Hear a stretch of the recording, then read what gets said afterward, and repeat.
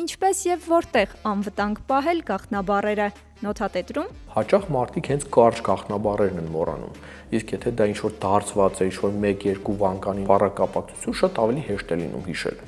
Էս մեկը։ Երկրորդ կան նաև շատ գաղտնաբառեր ունեցող մարդկանց համար գաղտնաբառերի կառավարման ծրագրեր, այսինքն դա ծրագիր է, որը դնում եք հեռախոսի մեջ, համակարգչի մեջ, դուք այդ գաղտնաբառերի կառավարման ծրագրի վրա էլ դնում եք մի լավ հուսալի գաղտնաբառ ու այդ մեկը չեք մոռանում, իսկ բոլոր մյուս գաղտնաբառերը այդ ծրագրով գեներացնում եք ու իր մեջ էլ պահում, որտեղ պետք է գաղտնաբառ մուտքագրել, ինքը ձեր փոխարեն այդ գաղտնաբառը կհիշի, կմուտքագրի։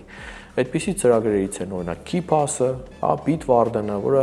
ինչ որ դեպքերով նույնիսկ կարող է հավելյալ անվտանգության շերտ ավելացնել, որտեղ եթե phishing-ային հղում ստանաք, այդ հղումով ձեզ ասեն login-վի այստեղ, սա Facebook-ն է, ու դուք չնկատեք, որ այնտեղ մի տառ փոխած է, ասենք Facebook-ի տեղը Facebook է գրված,